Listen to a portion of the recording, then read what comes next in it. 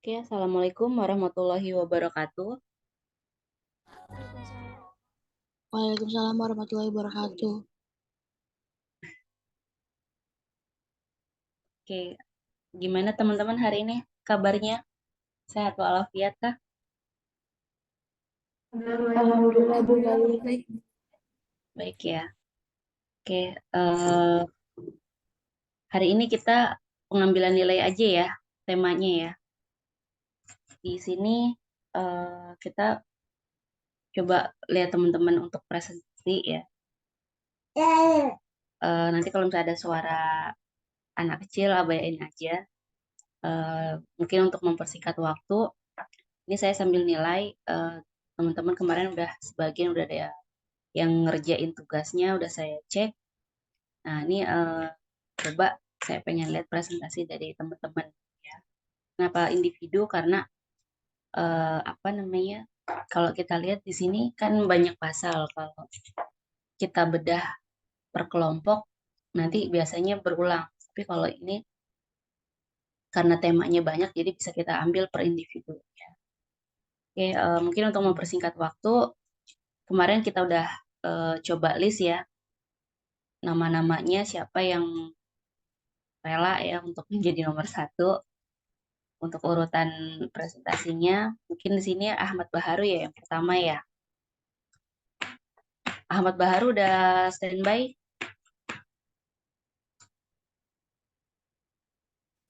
Iya, Bu. Udah, Standby. udah standby. Oke, mungkin apa-apa mulai aja untuk presentasinya, nanti disusul sama teman-teman lain. Ya, di sini saya sambil monitoring teman-teman. Kalau misalnya ada video berupa tutorial ataupun yang basisnya di YouTube ya, ataupun tunjuk, oh ini undang-undangnya, silahkan. Kita kasih waktu teman-teman 10 menit ke depan lah boleh. Jadi 10 menit itu 5 menit sebentar presentasi, 5 menitnya nanti sesi tanya jawab. Ya, mungkin itu. Oke, untuk mempersingkat waktu, Ahmad Baru dipersilakan untuk presentasi sekarang. Ya.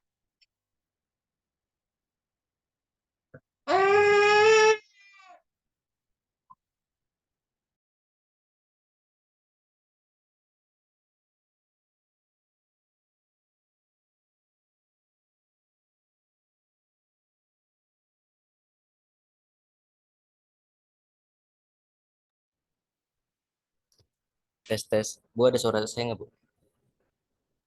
Ada kedengaran. Ada Ru. Ada, Bu.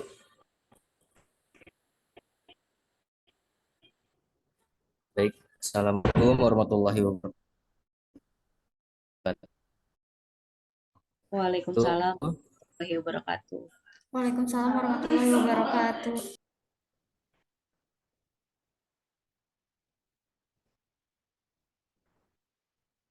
Saya di sini ingin mempresentasikan hasil UTS yang saya pilih, yaitu pasal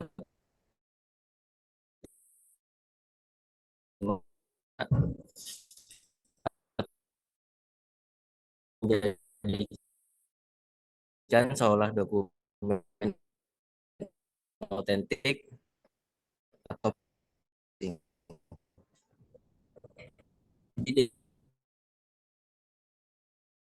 Di finansial F dulu, atau informasi kartu kredit dan rekening.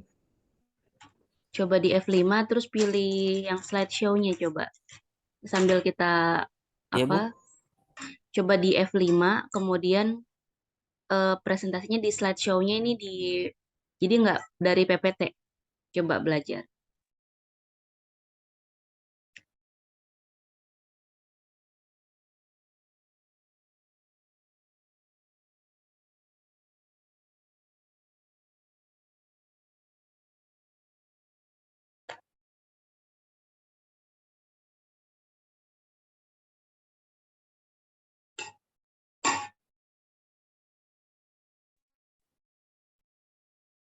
Ibu, sudah kelihatan belum, Bu? Oke, udah bisa. Belum, saya, Bu. Baik, saya lanjutkan atau saya ulangi. Phishing itu adalah upaya untuk mendapatkan informasi data seseorang dengan teknik pengelabuan. Data jadi sasaran phishing adalah data pribadi, data akun, dan data finansial. Istilah resmi phishing adalah phishing memang bertujuan memancing orang untuk memberikan informasi pribadi secara sukarela tanpa disadari. Padahal informasi yang dibagikan tersebut akan digunakan untuk tujuan kejahatan. Selanjutnya itu jenis phishing. Jenis phishing ini yang pertama itu ada email phishing. Email phishing adalah tindakan mengelabui seseorang atau organisasi tertentu melalui email demi mendapatkan informasi penting, rahasia, dan sensitif. Lalu yang kedua itu ada web phishing. Web phishing ini adalah upaya memanfaatkan atau membuat website palsu yang menyerupai website aslinya dengan tujuan untuk mengelabui calon korban. Lalu yang ketiga ada spear phishing. Spear phishing ini adalah jenis dari email phishing. Bedanya alih-alih menggunakan pengiriman email secara masif dengan calon korban yang acak. Spear phishing menargetkan calon korban tertentu. Biasanya teknik ini dilakukan setelah beberapa informasi dasar calon korban dimiliki seperti nama dan alamat. Selanjutnya itu yang terakhir ada walling. Walling adalah langkah phishing yang tidak hanya menargetkan individu secara spesifik, tapi juga individu yang memiliki kewenangan tinggi di suatu organisasi. Misalnya itu pemilik bisnis, direktur perusahaan, manajer personalia, dan lain. Selanjutnya, cara sebuah aksi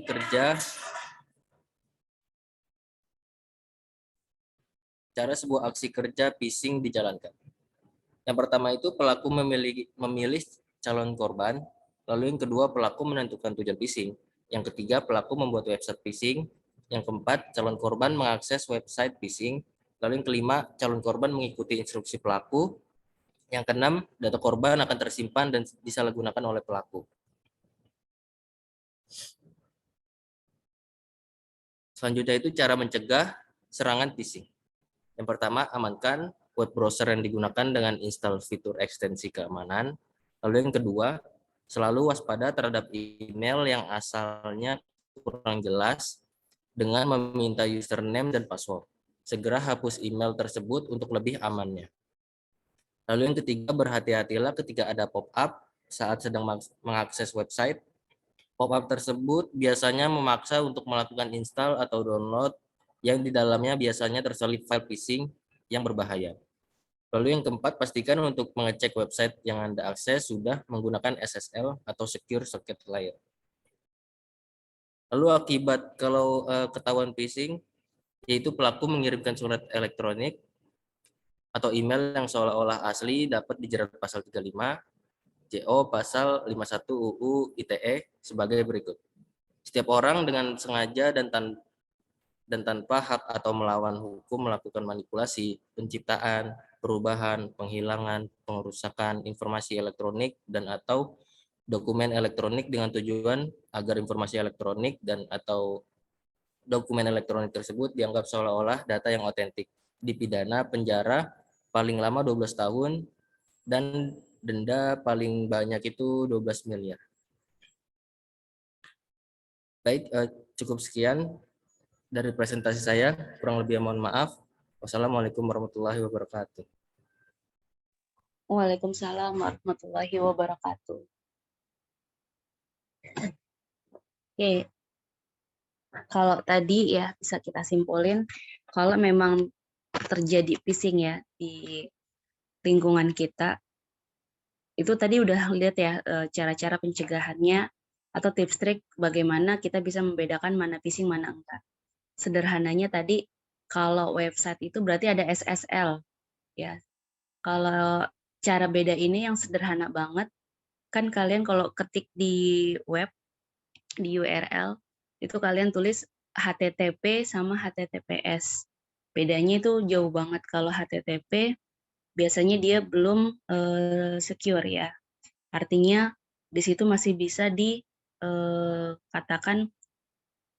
si pelaku kejahatan ini dia menanamkan di situ ada bagian-bagian, misalnya contohnya seperti pop-up ya, yang tadi tuh pop-up yang nantinya bakalan ngejerumusin kita bahwa di situ nanti disusupkan diberikan kayak malware dan lain-lain lah. Kemudian biasanya kalau udah HTTPS, S-nya itu super ya. Di situ artinya dia udah secure. Jadi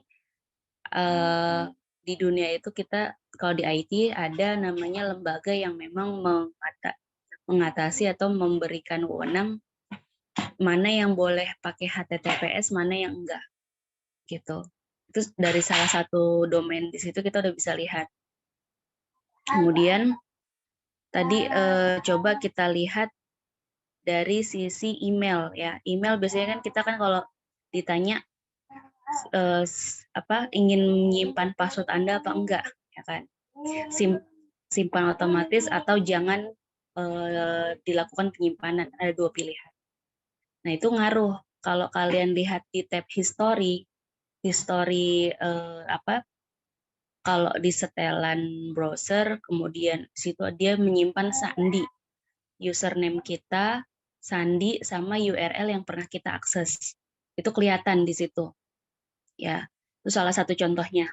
Jadi, makanya secara berkala mungkin setiap sebulan sekali, atau kalian bikin generate, jangan untuk menyimpan password di situ.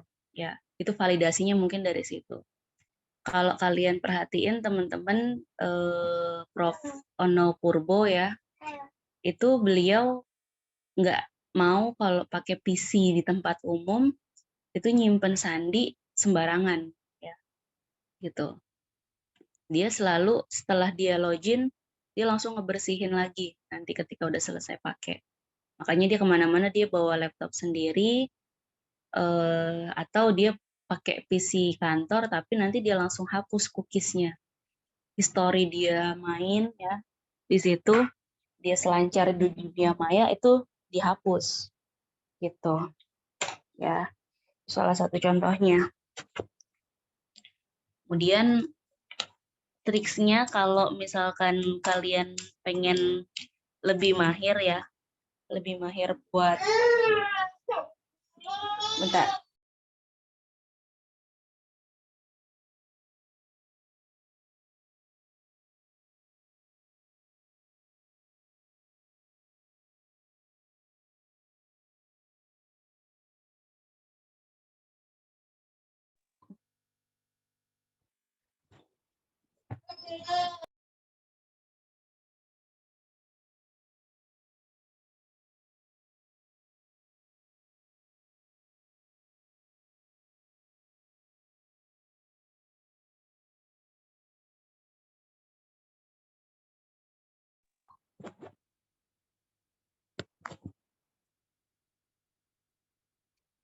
Nah, jadi kalau misalkan kalian nanti katakan kerja ya, terus kalian di situ masuk sebagai misalnya ikut tes ya, biasain password yang kalian masukkan itu jangan sama dengan password yang kalian buka untuk sehari-hari.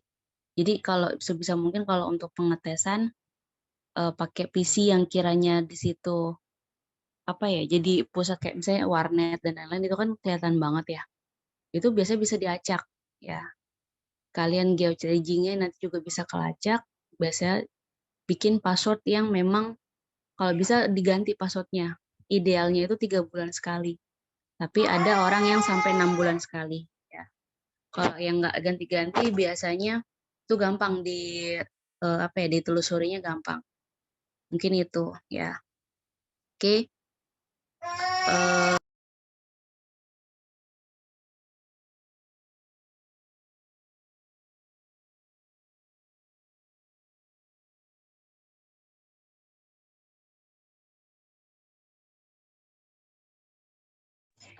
Oke, untuk mempersingkat waktu, ada pertanyaan lagi dari teman-teman, 1 orang aja ya mungkin yang bertanya.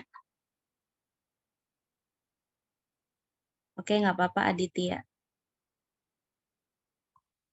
Ada pertanyaan dari teman-teman 1 orang?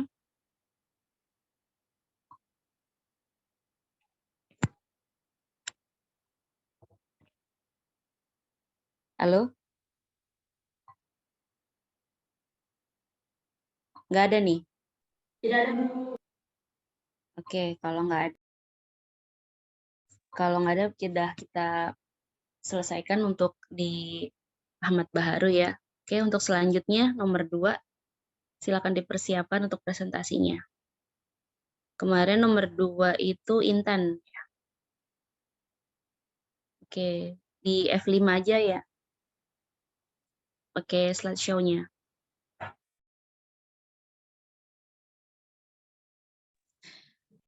Mulai aja nih ya, Bu. Iya, silakan dimulai.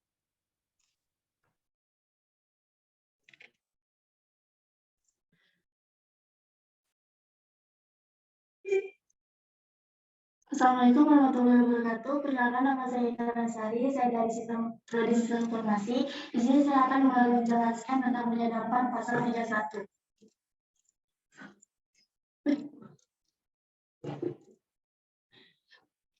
Penelitian itu menyadap menurut Kamus Besar Bahasa Indonesia yang diakses dari laman Kementerian Pendidikan dan Kebudayaan ini adalah mendengarkan atau merekam informasi orang lain dengan sengaja tanpa sepengetahuan orangnya. Sedangkan arti merekam adalah memindahkan suara ke dalam pita kaset, piringan, dan sebagainya. Mengacu pada definisi di atas, dapat diketahui bahwa menyadap lebih luas dari makna merekam. Menyadap dilakukan salah satunya dengan jalan merekam namun secara diam-diam atau tanpa sepengetahuan orang yang disadap. Sedangkan dalam merekam, bisa saja orang atau objek yang direkam itu tahu bahwa dirinya direkam. Menyadap dan merekam menurut peraturan.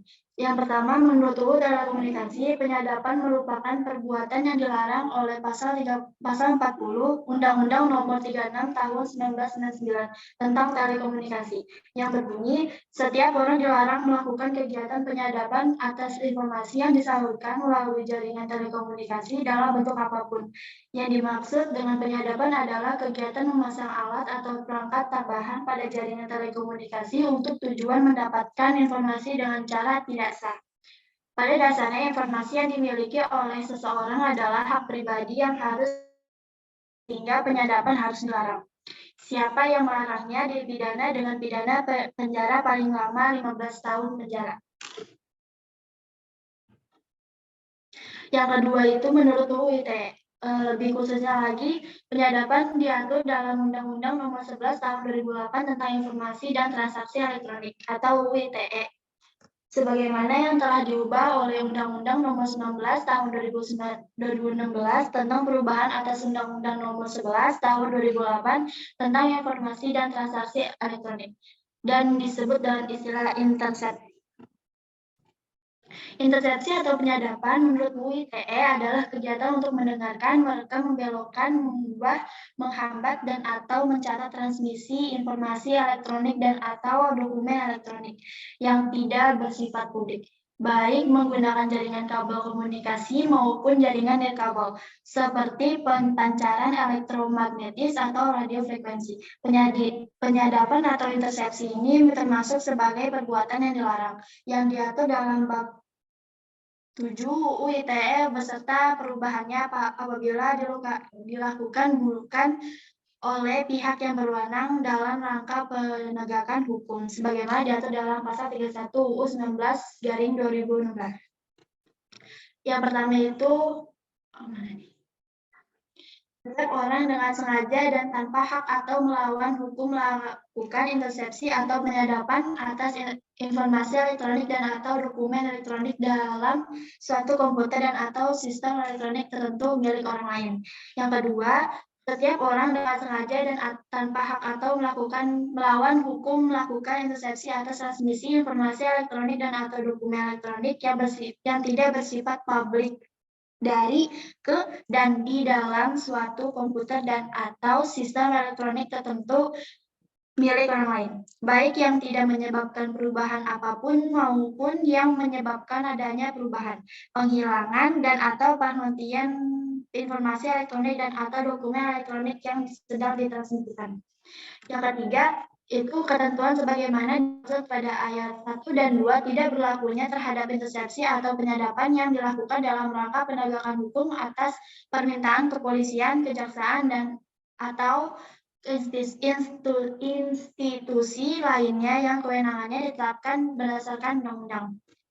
Keempat, ketentuan lebih lanjut mengenai tata cara integrasi sebagaimana dimaksud pada ayat 3, diatur dengan undang-undang.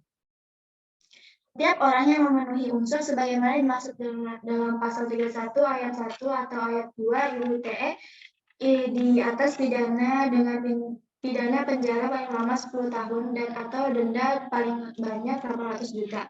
Pengecualian atas pelarangan penyadapan atau intersepsi itu adalah intersepsi yang dilakukan dalam rangka penegakan hukum atas permintaan kepolisian, kejaksaan, dan institusi lainnya yang kewenangannya ditetapkan berdasarkan undang-undang.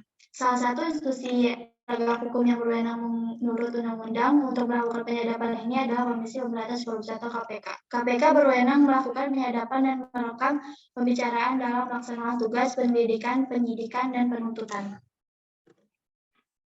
Kamera atau tape recorder tersebut merekam kejadian atau suara dengan mengubah menjadi informasi dan dokumen elektronik. Dengan perkataan lain, suara yang diucapkan pada waktu kejadian masih belum termasuk dalam informasi dan atau dokumen elektronik. Oleh karena itu, perekaman terhadap kejadian nyata secara langsung dengan menggunakan kamera bukanlah termasuk dalam pelanggaran pasal 31 UU ITE. Penyadapan dalam rangka penegakan hukum. Isu pembaharuan hukum pidana Indonesia dijelaskan bahwa ketentuan pasal 31 UU ITE mempunyai maksud. Yang pertama, penegak hukum mempunyai kewenangan untuk melakukan penyadapan yang dilakukan dalam rangka penegakan hukum. Kedua, penyadapan yang dilakukan harus berdasarkan permintaan dalam rangka penegakan hukum.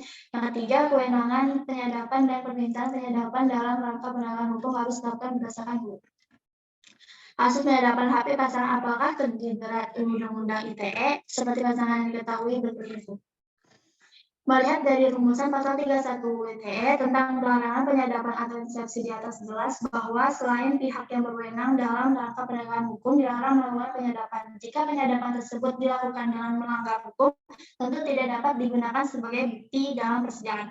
Berdasarkan penjelasan di atas, maka bukti peroleh dari hasil penyadapan elektronik milik pasangan tersebut tentu saja tidak dapat dijadikan sebagai alat bukti di persidangan. Tindakan penyadapan yang dilakukan pun dapat dilaporkan sebagai tindak pidana sebagaimana tercantum di dalam UU ITE. Dengan demikian, sebaiknya permasalahan pasangan sebaiknya dibicarakan dengan jalan kekeluargaan dan musyawarah sehingga terhindar dari kejahatan pidana penyadapan. Untuk alat bukti perselingkuhan yang dibutuhkan dapat dicari melalui cara lain, misalnya pengakuan dari pasangan atau dari saksi yang melihatnya. Terima kasih. Assalamualaikum warahmatullahi wabarakatuh. Waalaikumsalam warahmatullahi wabarakatuh. Tadi contoh kasusnya kalau nyadap HP pasangan ya. Oke. Iya, Bu. Di sini pasangan sah atau yang sekedar pacaran kira-kira? Pasangan sah, Bu. Pasangan sah. Oke. Iya. Terus tadi kesimpulannya dia bisa dikenakan pasal atau tidak? Kalau misalkan yang merekamnya itu tidak, Bu, karena kan itu melanggar hak kayak penyadapan gitu kan, perekam gitu. Berarti Jadi, privasinya si pelaku, si korban ya, berarti ya? Iya, Bu. Yang salah itu yang menyebarluaskan. Iya, iya, Bu. Oke. Berarti kalau misalnya contoh sederhananya kayak kasus Gisel lah ya. Gisel itu kan termasuk dia sebenarnya buat konsumsi pribadi dia, tapi tersebar gitu kan ya. Iya, Bu. Itu kan contoh sederhananya. Terus banyak sih ya. Jadi kalau itu lebih ke individual. Nah, kalau lebih ke organisasi berarti masuk, katakan misalnya contoh kasusnya itu yang belum lama terjadi, misalnya untuk penyadapan handphone genggam dari presiden ya. Kemudian kemarin kasus Verdi Sambo juga sempat ada isu penyadapan di situ ya, dari orang tuanya si korban ya, dari Brigadir J itu juga bisa dikategorikan. Jadi banyak ya kalau yang sudah terjadi ya atau terlihat. Nah, tadi salah satunya memang kita nggak bisa ini sih ya, karena yang punya wewenang itu biasanya negara. Negara itu siapa? Ya contohnya kayak tadi ya pihak Polri, pihak Badan Intelijen Negara, orang-orang staf kepresidenan biasanya itu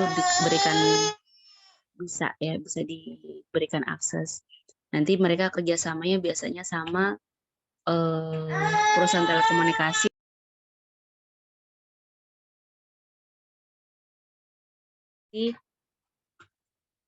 Contohnya misalkan kayak ya komunikasi kayak Indosat kan itu udah punya BUMN ya, punya negara di situ. Nah, itu salah satu contohnya.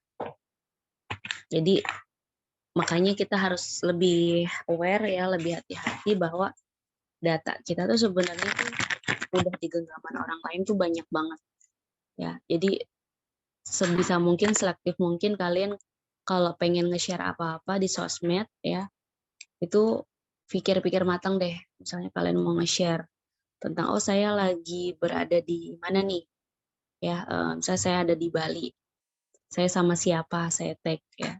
Kemudian saya di situ jam berapa, saya di Legian sedang ngapain, ya, misalkan kayak gitu. Nah, nanti ke history tuh, ya, orang bisa ngelacak. Apalagi kalau GPS kalian aktif terus, ya udah gampang. Apalagi fitur sederhananya kalau di WhatsApp ya, itu kan ada share location. Itu kalian lupa matiin aja. Udah deh gampang, orang-orang tahu kalian itu udah pergi kemana aja dalam hari itu. Itu bisa kelihatan. Kemudian sederhananya lagi kalau kalian ngetek di Google Map itu ada misalnya nama rumah kalian ya, alamat kalian tag, misalkan di situ Tari Family atau misalkan apa ya, itu orang lebih gampang lagi carinya gitu ya.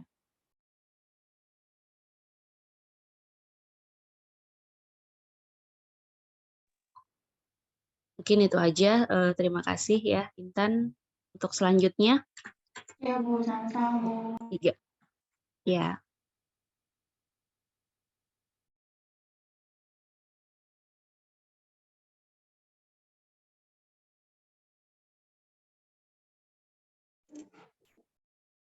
Ibu, saya izin ya Bu, audionya dari Intan karena saya tidak usah. Oke, Kamalia temanya tentang dokumen authentic phishing ya? Ya Bu. Oke, kalau tadi kan lebih URL, kalau ini dokumennya ya. Oke, silakan dimulai. Assalamualaikum warahmatullahi wabarakatuh. Saya Kamalia Mardia dari Prodi Sistem Informasi akan mempresentasikan mengenai menjadikan soal dokumen authentic atau phishing.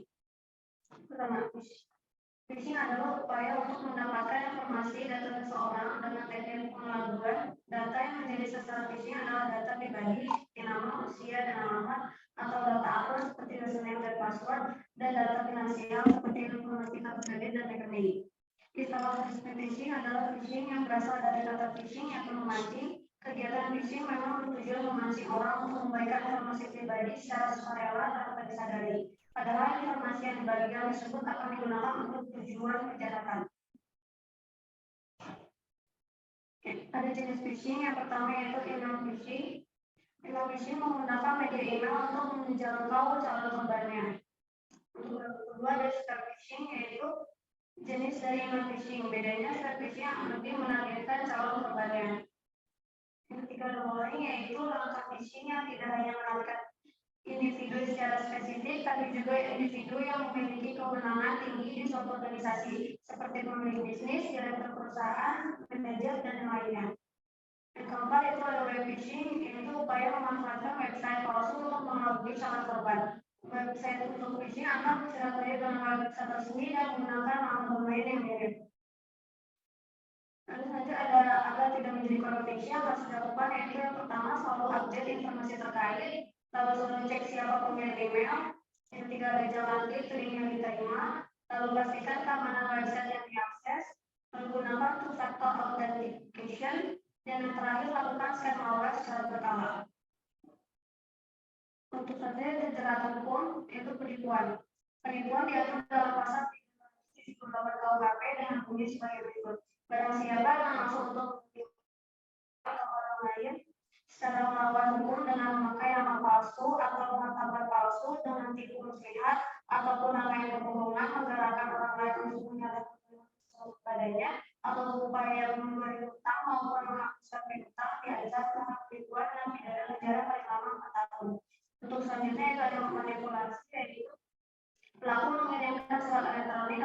yang seolah-olah asli dapat dijerat pasal 35 dan pasal 51 Undang-Undang ITE sebagai berikut. Setiap orang dengan sengaja dan tanpa hak atau melawan hukum melakukan manipulasi, penciptaan, perubahan, penghilangan, perusakan informasi elektronik dan atau dokumen elektronik dengan tujuan agar informasi elektronik dan atau dokumen elektronik tersebut dianggap salah dan otentik, dipidana penjara paling lama 12 tahun dan atau denda paling banyak 12 miliar. Lalu ada perobosan jika pelaku menerobos atau menjebol suatu sistem elektronik tertentu menggunakan hidden jelas dan password dengan tanpa hak, ia dapat dijerat pasal 30 ayat 3 pasal 46 ayat 3 Undang-Undang ITE sebagai berikut. Setiap orang dengan sengaja dan tanpa hak atau melawan hukum mengakses komputer dan atau sistem elektronik dengan cara apapun dengan melanggar, menerobos, melampaui atau menjebol sistem pengamanan dipidana penjara paling lama 8 tahun dan atau denda paling banyak 800 juta. Lalu ada memindahkan atau mentransfer. Atas perbuatan memindahkan atau mentransfer informasi dan atau dokumen elektronik milik korban, misalnya isi rekening, pelaku phishing dapat dijerat dengan pasal 32 ayat 2 juga pasal 48 ayat 2 Undang-Undang ITE yang berbunyi setiap orang dengan sengaja dan tanpa hak atau melawan hukum dengan cara apapun memindahkan atau mentransfer informasi elektronik dan atau dokumen elektronik kepada sistem elektronik orang lain yang tidak berhak dipidana penjara paling lama 9 tahun atau denda paling banyak 3 miliar. Pada pasal 35 dan pasal 28 berdasarkan Undang-Undang Nomor 19 Tahun 2016 tentang perubahan atas Undang-Undang Nomor 11 Tahun 2008 tentang informasi dan transaksi elektronik yang dirumuskan sebagai berikut. Pasal 35. Setiap orang yang sengaja dan tanpa hak atau melawan hukum melakukan manipulasi, penciptaan, perubahan, penghilangan, pengusahaan informasi elektronik dan atau dokumen elektronik dengan tujuan agar informasi elektronik dan atau dokumen elektronik tersebut dianggap seolah-olah data yang otentik diancam dengan pidana penjara paling lama 12 tahun dan atau denda paling banyak 12 miliar rupiah. Untuk pasal 28 yaitu setiap orang dengan sengaja dan tanpa hak menyebarkan berita bohong dan menyesatkan yang mengakibatkan kerugian konsumen dalam transaksi elektronik. Contoh kasus phishing. Sebagai gambaran contoh kasus phishing di Indonesia yaitu putusan Pengadilan Negeri Pekanbaru nomor 958 Petrus 2020 PMPBR. Pelaku diketahui melakukan phishing dengan cara menyebarkan website tiruan yang mirip dengan website aslinya ke email korban dengan tujuan mendapatkan data user seperti email, password, identitas korban, termasuk alamat korban. Setelah mendapatkan data mengenai kartu kredit korban, kemudian terdakwa menjual kartu kredit hasil phishing tersebut melalui akun Facebook. Atas perbuatan tersebut, terdakwa dinyatakan terbukti secara sah dan meyakinkan bersalah melanggar pasal 32 ayat 2 J pasal 48 ayat 2 Undang-Undang Nomor 11 Tahun 2008 tentang informasi dan transaksi elektronik atau Undang-Undang ITE dengan denda penjara 1 tahun 2 bulan dan denda sebesar 20 juta. Untuk contoh yang selanjutnya itu tindak WNI menggunakan identitas WNA. Ditinjau dari Undang-Undang ITE, tindakan menggunakan nama atau identitas orang lain atau WNA tanpa izin juga diatur dalam pasal 35 Undang-Undang ITE yang berbunyi setiap orang dengan sengaja dan tanpa hak atau melawan hukum melakukan manipulasi, penciptaan, perubahan, penghilangan, perusakan informasi elektronik dan atau dokumen elektronik dengan tujuan agar informasi elektronik dan atau dokumen elektronik tersebut dianggap seolah-olah data yang otentik.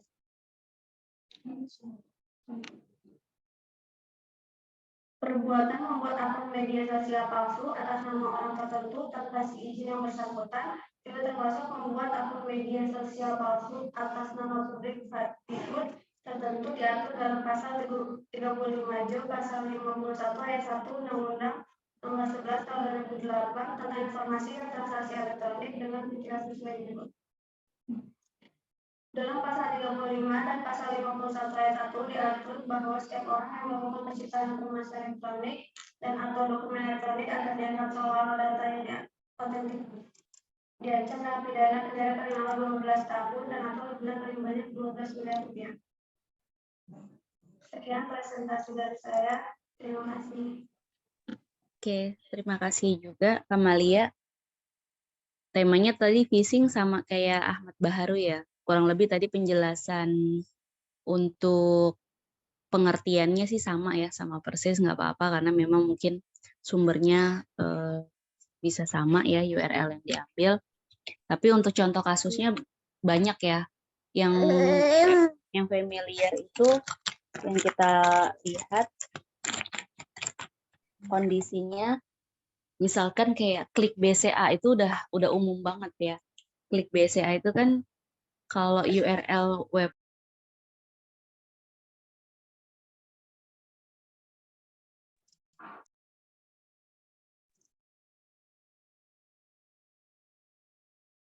untuk URL webnya itu kan dia klik bca.co ya .co.id. Tapi kalau phishing itu biasanya diplesetin ya dari URL, misalnya CLICK ya, klik BCA misalkan.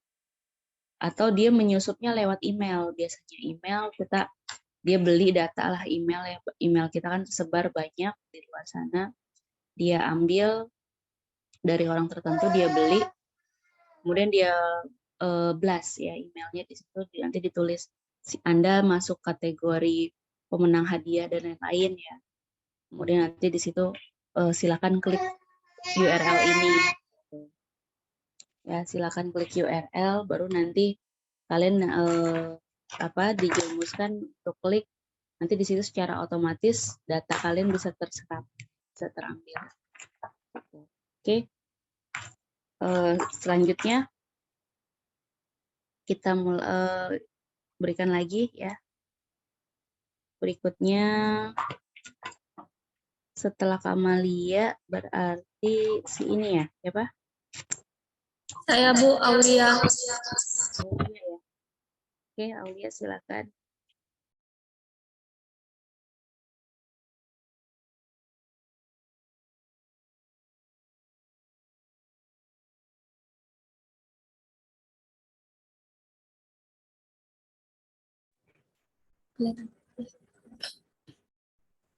Assalamualaikum warahmatullahi wabarakatuh. Saya akan mempresentasikan tentang cybercrime pasal 29 ancaman kekerasan dan menakut-nakuti. Mau geser?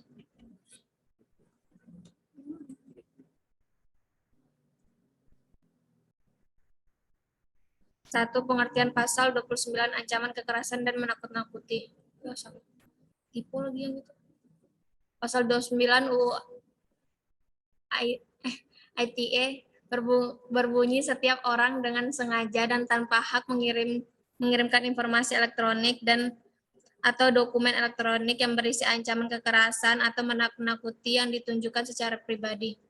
Ancaman kekerasan adalah setiap perbuatan secara melawan hukum berupa ucapan, tulisan, gambar, simbol, atau gerakan tubuh baik dengan dan tanpa menggunakan sarana dalam bentuk elektronik atau non-elektronik dan menimbulkan rasa takut masyarakat secara luas dan mengekang kebebasan masyarakat. Macam-macam ancaman kekerasan. Macam-macam ancaman kekerasan diantaranya satu, ancaman kekerasan verbal, yaitu ancaman kekerasan yang seperti menggunakan kata atau lisan, seperti melalui lewat telepon, SMS, melalui tulisan. Yang kedua, ancaman kekerasan nonverbal, yaitu ancaman kekerasan yang berupa perilaku fisik. Contoh kasus kekerasan dan menakut-nakuti. Contoh kasus-kasus kekerasan yang ada di Indonesia, kasus pesohor GH yang viral di Twitter pada bulan Juni 2021.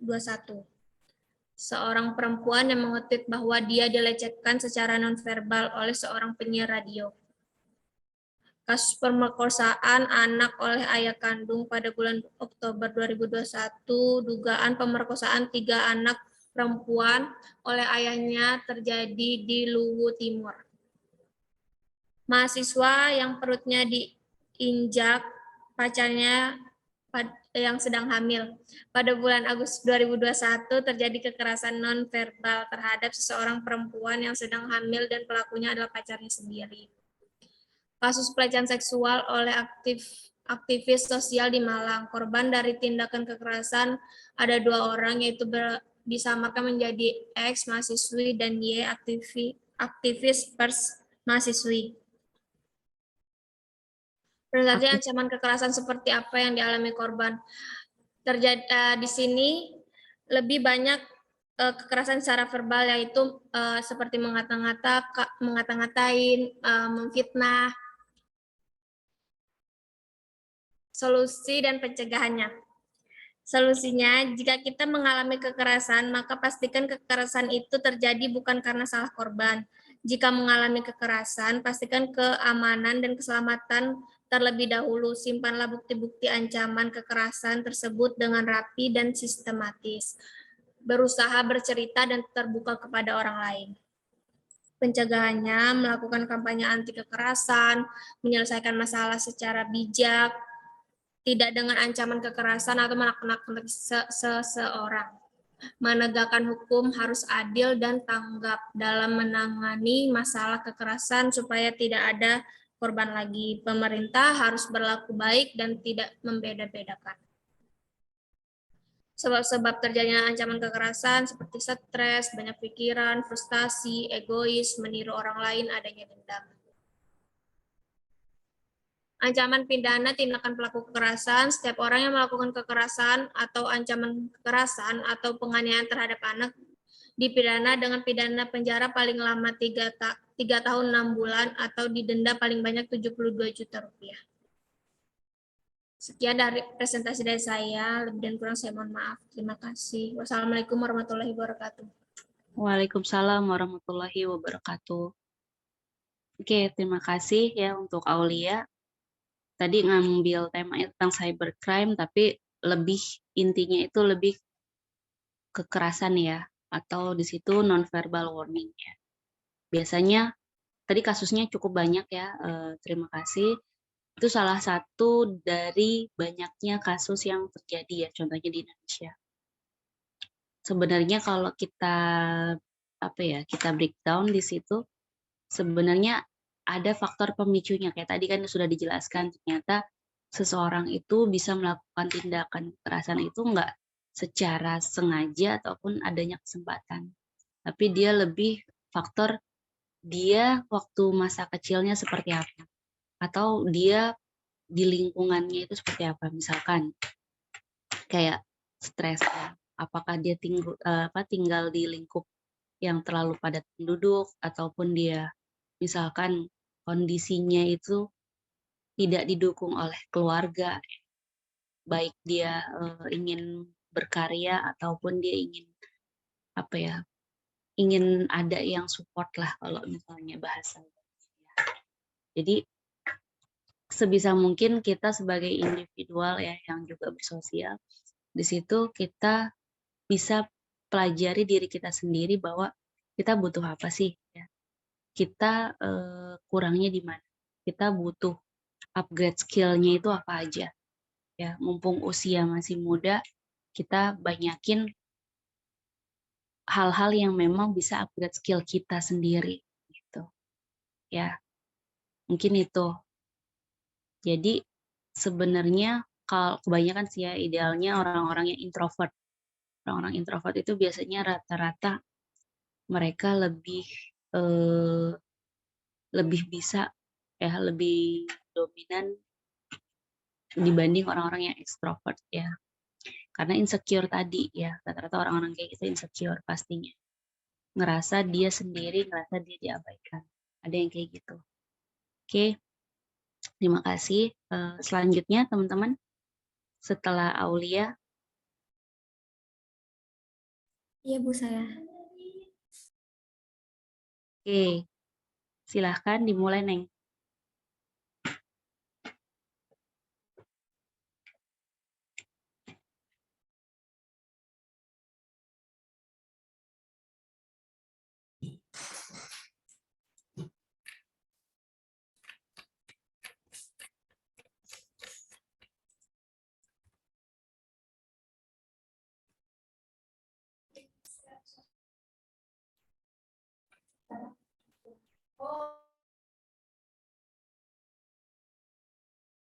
Assalamualaikum warahmatullahi wabarakatuh. Di sini saya akan menjelaskan yaitu berita bohong, hoax, dan berita ujaran kebencian. Berita hoax adalah sebuah berita berisi informasi yang fakta atau kebenarannya sudah diubah sehingga menjadi berita yang tidak benar. Berita bohong atau tipuan yang mudah menyebar di kalangan masyarakat dan dalam media sosial. Hoax upaya manipulasi berita yang direncanakan oleh penyebarnya untuk memberikan pemahaman yang salah. Berita hoax sengaja dibuat oleh orang-orang yang tidak bertanggung jawab. Tentunya dapat merugikan, menyesatkan, dan menggemparkan masyarakat. Ada beberapa jenis-jenis berita hoax yang saya rangkum menjadi 7 jenis. Yang pertama ada satir atau parodi. Konten jenis ini banyak digunakan untuk menyindir pihak tertentu sebagai bentuk kritik. Yang kedua ada misleading content, yaitu konten menyesatkan. Konten jenis ini dibuat untuk menggiring opini negatif dan menyesatkan. Yang ketiga ada imposter content atau konten tiruan. Konten jenis ini yang dibuat untuk mempromosikan sesuatu, menipu dari serupa dengan aslinya. Yang keempat ada fabricate content, yaitu konten ini dibuat untuk menipu atau palsu, yaitu untuk menipu orang-orang. Yang kelima ada false connection, yaitu konten ini memiliki perbedaan antara isi, judul, hingga gambar konten. Yang keenam ada false context, yaitu konten keliru, yang dimana konten ini berisi sebuah informasi keliru yang tidak sebenarnya terjadi. Yang terakhir ada manipulated content, konten ini sudah diedit sehingga tidak sesuai dengan aslinya. Masuk ke faktor mengapa kita mudah percaya pada berita hoax. Yang pertama ada keterbatasan informasi. Kita percaya berita hoax bukan karena kita mudah dibohongi, tapi karena keterbatasan arus informasi yang datang dan kita terima. Yang kedua ada tingkat popularitas informasi. Ternyata pemberitaan yang terus-menerus dapat membuat manusia jadi tertutup pada kebenaran. Ketiga ada ketertarikan. Kita lebih tertarik dengan berita hoax karena topiknya yang menarik dan unik. Oleh karena itu, dengan mudah langsung percaya dengan hoax. Yang keempat, ada confirmation bias, yang dimana berkaitan dengan hal yang dipercaya, maka kebohongan akan lebih mudah diterima tanpa kita cek lagi fakta sebenarnya dari informasi tersebut. Di sini ada dampak dari berita hoax, yaitu pertama menimbulkan opini negatif, yaitu berita bisa membuat seseorang memiliki sudut pandang negatif terhadap yang diberitakan. Opini negatif ini yang akan mengakibatkan kesalahpahaman. Yang kedua ada tidak percaya fakta, di mana terlalu sering menerima berita hoax menjadi bingung membedakan berita faktual dan hoax. Bahkan tidak akan lagi percaya menjadi terprovokasi oleh berita hoax tersebut. Yang ketiga ada menimbulkan perpecahan. Berita hoax dapat menimbulkan perpecahan individu atau antar kelompok. Hal ini dapat terjadi karena kesalahan informasi yang didapat dan tidak mencari sumber informasi yang lebih kredibel. Yang terakhir ada merugikan seseorang. Hoax sama saja dengan penipuan. Dengan begitu bisa saja rugi dalam hal materi, dalam kasus transaksi atau perbankan. Masuk ke cara cerdas mencegah penyebaran hoax di medsos menurut kominfo.co.id. Yang pertama ada hati-hati dengan judul provokatif, yang mana seringkali judul dan isi bersifat sensasional yang provokatif agar menimbulkan persepsi yang dikehendaki. Yang kedua, cermati alamat situs. Berita yang berasal dari situs media yang sudah terverifikasi Dewan Pers mudah dipertanggungjawabkan. Yang ketiga, periksa fakta. Perhatikan dari mana berita berasal dan siapa sumbernya. Perhatikan keberimbangan sumber berita, yaitu perbedaan fakta dan opininya. Yang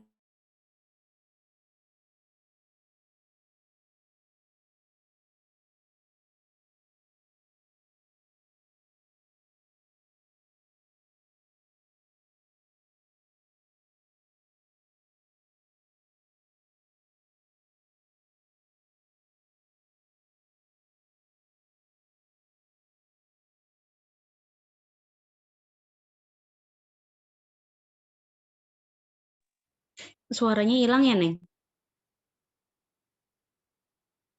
Teman-teman bisa dengar yang lain nggak? Suara Firly. Nggak bisa, Bu. Kayaknya jaringannya deh, Bu. Oh, coba suruh logout dulu deh. Gimana?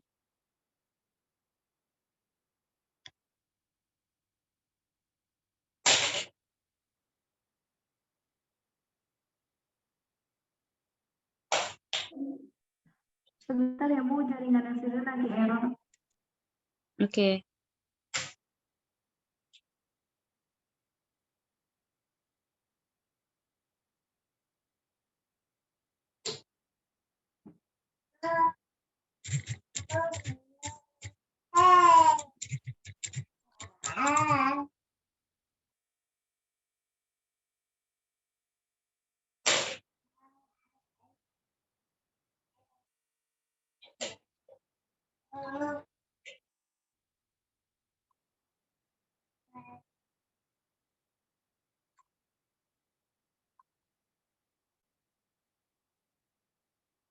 Ibu, maaf, saya izin share screen lagi ya, Bu. Oke.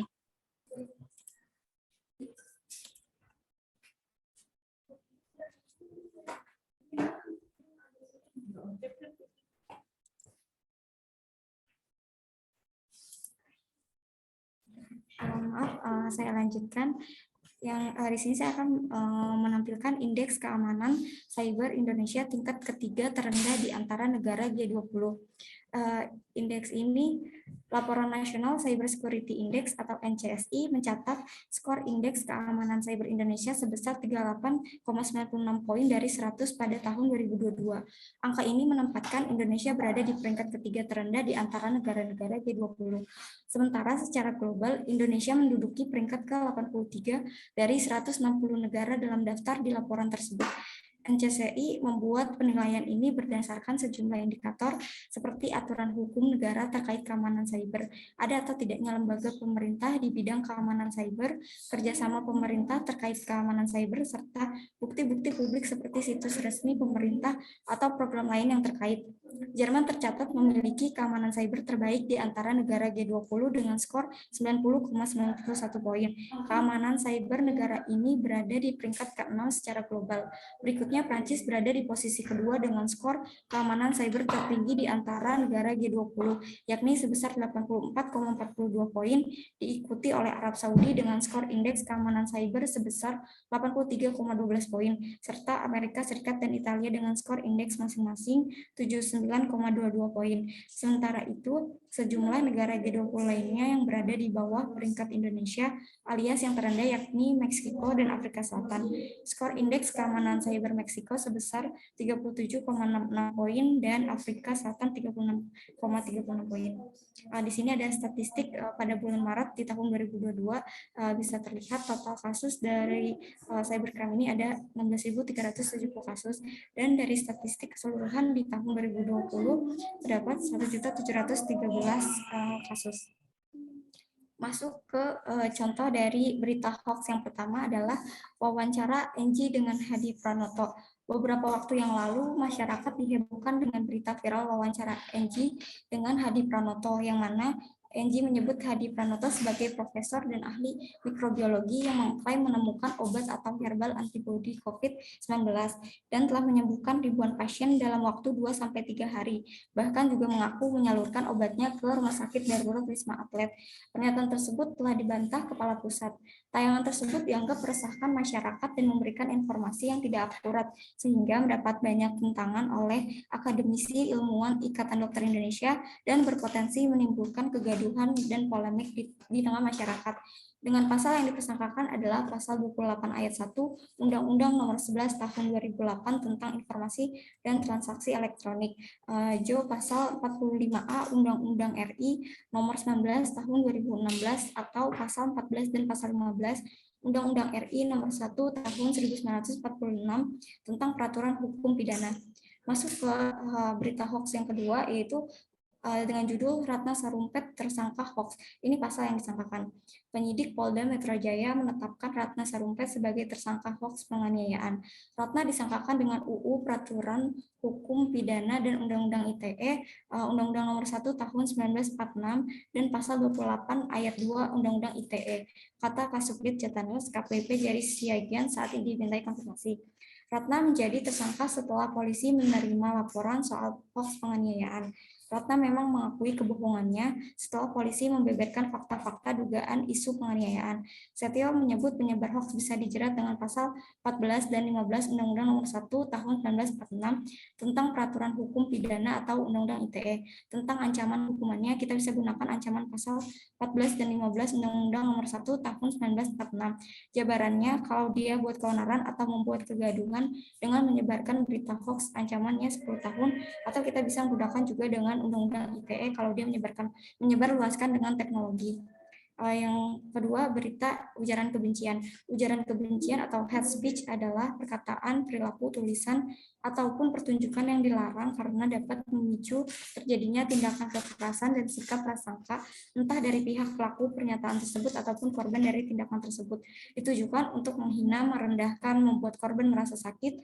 Masalah tersebut tentu saja tidak bisa diabaikan karena dapat mempengaruhi permasalahan mental seseorang. Kasus ujaran kebencian yang dapat ditemukan di media sosial sangat beragam. Ujaran kebencian di media sosial termasuk dalam cyberbullying. Masalah tersebut tentu saja tidak bisa diabaikan karena dapat merugikan seseorang baik materi ataupun non-materi serta psikis seseorang. Kebebasan di media sosial menjadi penyebab individu tidak merasa takut untuk meninggalkan beberapa ujaran kebencian di suatu postingan atau berita. Anonimitas yang disediakan media sosial juga menyebabkan banyak orang merasa aman untuk mengatakan hal apapun. Yang pertama masuk ke contoh kasus, yaitu perjalanan kasus Ahmad Dhani hingga divonis 1,5 tahun penjara. Musisi Ahmad Dhani divonis 1,5 tahun penjara dan Dhani dinyatakan bersalah melakukan ujaran kebencian lewat cuitan di akun Twitternya. Ahmad Dhani terbukti melakukan ujaran kebencian dengan 3 cuitan di akun Twitter Ahmad Dhani, yaitu cuitan ini diunggah oleh admin Twitter Ahmad Dhani. Dalam putusan Majelis Hakim, Ahmad Dhani terbukti melakukan tindak pidana yang diatur ancaman hukuman pidana pada pasal 45A ayat 2 Undang-Undang Nomor 19 Tahun 2016 tentang Informasi dan Transaksi Elektronik junto pasal 28 ayat 2 Undang-Undang ITE pasal 55 ayat 1 ke 1 Kitab Undang-Undang Hukum Pidana, yaitu KUHP. Berikut perjalanan kasus Ahmad Dhani hingga divonis 1,5 tahun penjara. Yang kedua ada kasus dugaan penistaan agama yang dilakukan penggugat ijazah Jokowi. Bareskrim Polri telah menetapkan Bambang Trimulyono dan Sugi Nur Rahadja atau Gus Nur sebagai tersangka penistaan agama dan ujaran kebencian. Adapun unsur penistaan agama itu terdapat di akun YouTube Gus Nur 13 Official. Akun tersebut memposting video dengan judul Gus Nur Mubahalah Bambang Tri di bawah Al-Quran. Sesuai dengan judul videonya, dalam video itu Bambang Tri dan Gus Nur melakukan tindakan mubahalah. Keduanya disangkakan pasal 156A huruf A KUHP tentang penistaan agama, pasal 45A ayat 2 junto, pasal 28 ayat 2 Undang-Undang Nomor 19 Tahun 2016 tentang perubahan atas Undang-Undang Nomor 11 Tahun 2008 tentang Informasi dan Transaksi Elektronik tentang ujaran kebencian berdasarkan suku, agama, ras, dan antar golongan. Kemudian pasal 14 ayat 1 ayat 2 Undang-Undang RI Nomor 1 Tahun 1946 tentang peraturan hukum pidana tentang penyebaran pemberitaan bohong sehingga menimbulkan keonaran di masyarakat. Kesimpulan dari presentasi saya hari ini yaitu di tengah derasnya arus informasi digital open sky menjadi penting menggalakkan literasi digital secara cerdas, tepat, dan cermat. Langkah ini dinilai wajib guna mencegah keamanan dan terhindar kejahatan digital. Ada 3 alasan kenapa literasi digital begitu penting. Yang pertama yaitu proteksi atau safeguard, yaitu perlunya kesadaran atas keselamatan dan kenyamanan pengguna internet seperti data keamanan pribadi, keamanan daring, serta privasi individu. Yang kedua ada hak yaitu right, yaitu terkait hak kebebasan berekspresi yang dilindungi, hak atas kekayaan intelektual dan berserikat dan berkumpul. Ketiga pemberdayaan yaitu empowerment, yaitu untuk pemberdayaan pengguna internet agar mampu menghasilkan karya yang produktif, jurnalisme warga, dan kewirausahaan, serta hal-hal yang berkait etika informasi. Ada 4 poin penting dari literasi digital, yakni kita harus memiliki keterampilan digital, budaya digital, etika digital, dan kemampuan dan keamanan digital. Literasi digital merupakan tanggung jawab individu dan hukumnya wajib untuk belajar literasi. Ketika kita menerima kiriman video atau informasi melalui media sosial, kita perlu menahan diri untuk tidak main share dan komen. Dan ingat, saring informasi dulu baru sharing. Terima kasih. Assalamualaikum warahmatullahi wabarakatuh. Waalaikumsalam warahmatullahi wabarakatuh. Terima kasih ya untuk Firly. Tadi kasusnya kalau ini tentang berita hoax ya. Jadi kalau berita hoax itu udah sering banget ya, udah makanan sehari-hari lah kita. Kalau kita buka sosmed kita, contohnya kayak di Twitter, Facebook ya, itu kasusnya bertebaran banget lah. Ya, apalagi nanti dekat-dekat masa pemilu ya 2024 itu dari dari sekarang aja lah ya, dari sekarang aja tuh udah masif banget, udah cepet banget pergerakannya kayak gitu. Sentimen analisisnya pun di situ berjalan ya, mana sentimen negatif sama sentimen positif. Kita kalau orang IT berarti kelihatan dari kalau kita belajar tentang sentimen analisis ya, contohnya di machine learning dan lain-lain, itu kelihatan ya pergerakan berita Twitter, sosmed, Facebook gitu ya. Itu udah banyak banget. Nah, contohnya kalau yang sekarang ya penggiringan opini itu juga banyak. Kayak tadi kan kasus yang udah silam tuh kayak kasus Ahmad Dhani, kasus Ratna Sarumpait ya. Itu salah satunya. Jadi kita kalau mau share apapun dilihat dulu valid apa enggak. Sumbernya udah bener apa belum. Kalau website sumbernya itu bukan website komersil ya, artinya yang bukan berbayar kayak .co.cc, webly ya, webly.com, itu biasanya yang gratis-gratisan itu yang yang banyak minornya lah, yang banyak minusnya. Jadi beritanya itu digoreng bang. Usahain jangankan sekelas itu ya, sekelas kayak Kompasiana aja. Dari Kompas itu kan Kompasiana tulisan dari ini ya, dari orang-orang yang memang senang menulis, artinya warga biasa pun bisa. Itu pun banyak mengirim ini di situ. Ya. Kalau nggak ada penelitiannya, biasanya kita jangan langsung buru-buru percaya. Tapi kalau misalnya ternyata memang hits, kemudian dia nulis di saat waktunya hits, itu boleh ya kita kopas. Tapi kita lihat dulu sumbernya valid apa enggak. Atau ini orang pergerakannya kemana. Biasanya ada orang yang benci 1-2 orang, itu dia tulis di artikelnya, terus dia sebar. Ya akhirnya ujung-ujungnya ujaran kebencian pada seseorang ataupun pada satu organisasi.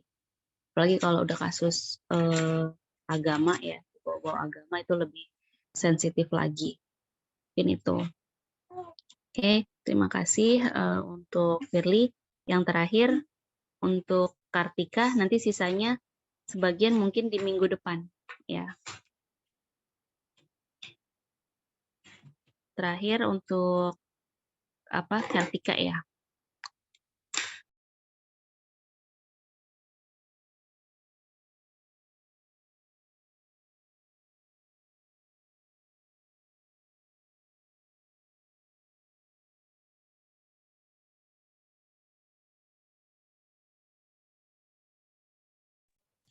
Assalamualaikum warahmatullahi wabarakatuh. Perkenalkan, nama saya Kartika Widya 2005. Di sini saya akan mempresentasikan tentang pengertian pasal 27 ayat 1 ya, Bu.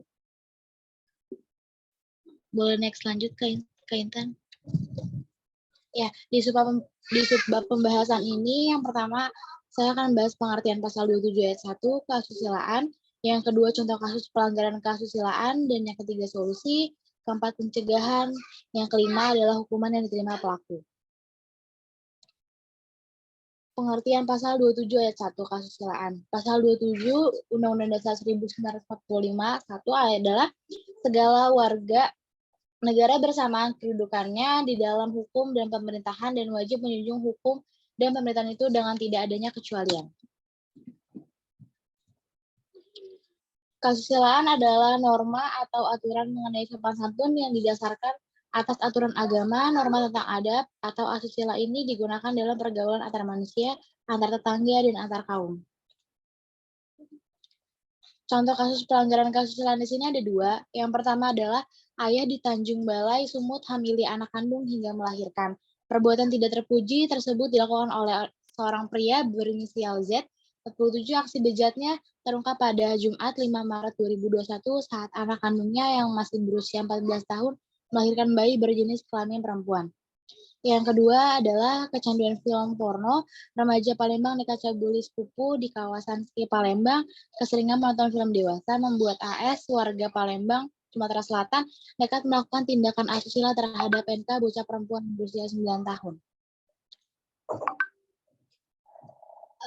Solusi untuk korban asusila. Solusinya adalah biasanya korban dari pelaku asusila akan mendapatkan kerugian dalam dirinya seperti kerusakan mental dan sebagainya. Dan beberapa di antaranya tidak tahu harus berbuat apa. Nah, ini beberapa solusi yang bisa kamu terapkan apabila kamu mengalami perbuatan asusila dari orang lain. Ada 3 solusi. Yang pertama adalah ambil tindakan tegas. Apabila kamu sedang dalam kondisi dipaksa atau mengalami perilaku tidak senonoh di luar dugaan, segera ambil tindakan seperti kabur atau berteriak minta tolong. Yang kedua, berani untuk speak up, yaitu berani angkat bicara tentang kejadian asusila yang kamu alami, ceritakan pada anggota keluarga dan kerabat dekat terpercaya yang sudah dikenal lama agar mereka mau mendukung dan membantu kamu sepenuhnya. Yang ketiga, jangan patah semangat, seharusnya pelaku mendapatkan hukuman yang pantas. Oleh karena itu, teruslah berusaha dan jangan putus asa, serta menyerah terhadap kondisi yang kamu alami. Tetap semangat sampai pelaku mendapatkan hukuman yang pantas ia dapatkan. Di sini ada pencegahan, ada 3 pencegahan, yaitu hindari obrolan berbau porno, hindari obrolan yang terlalu menjurus ke arah pornografi, terutama dengan orang yang baru dikenal. Yang kedua, bersikap percaya diri. Mereka yang tidak percaya diri biasanya lebih takut melawan dan berbicara ketika menjadi korban kekerasan. Dan yang ketiga, mempersiapkan alat pelindung diri. Salah satu bentuk persiapannya adalah membawa alat perlindungan diri seperti semprotan cabai atau alat setrum di dalam tas. Hukuman yang diterima pelaku. Hukuman pelaku asusila, setiap orang yang melanggar keasusilaan sebagai yang dimaksud dalam pasal 27 ayat 1 dipidana dengan pidana penjara paling lama 6 tahun atau denda paling banyak 1 miliar rupiah.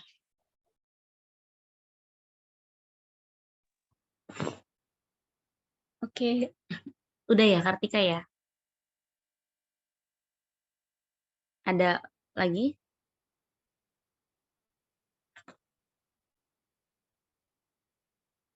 Sudah?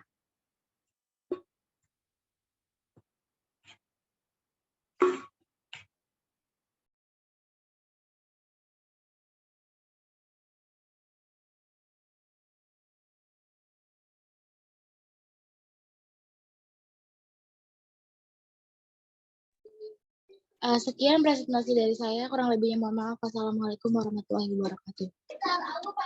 Waalaikumsalam warahmatullahi wabarakatuh. Oke, terima kasih untuk Kartika. Tadi ambil temanya tentang kasus asusila ya. Oke, kita simpulkan sedikit ya.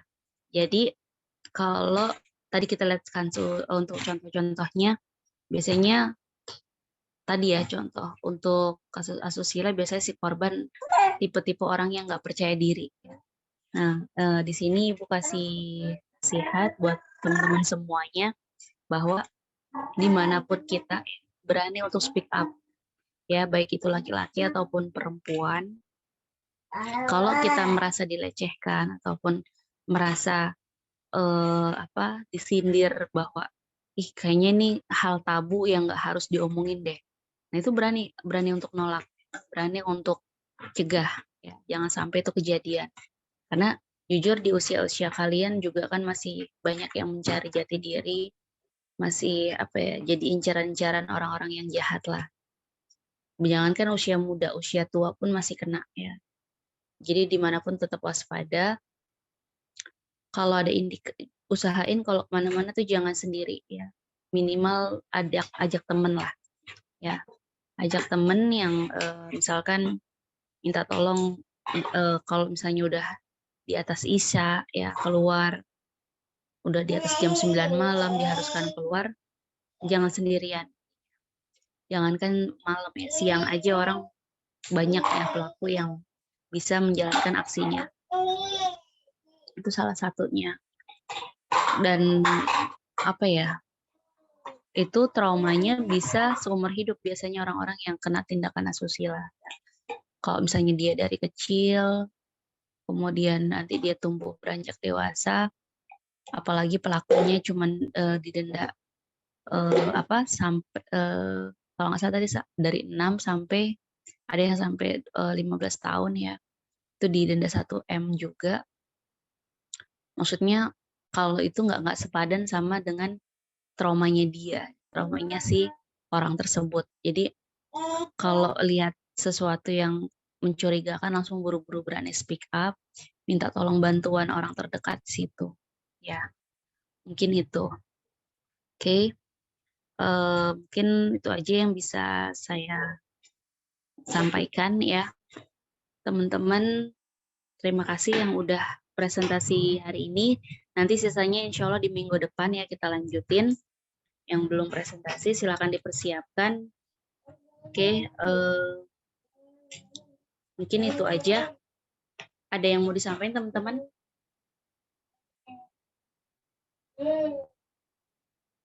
Udah mau siap-siap Jumatan juga ya. Udah setengah 12. Mau siap-siap. Mungkin itu aja. Kurang lebihnya saya mohon maaf ya kalau ada salah-salah kata. Terima kasih untuk partisipasi teman-teman yang presentasi hari ini dan juga yang sudah hadir ya. Terima kasih banyak. Wassalamualaikum warahmatullahi wabarakatuh. Waalaikumsalam Salam warahmatullahi Waalaikumsalam wabarakatuh. Terima kasih, Bu. warahmatullahi wabarakatuh. Terima kasih, Bu. Sama-sama.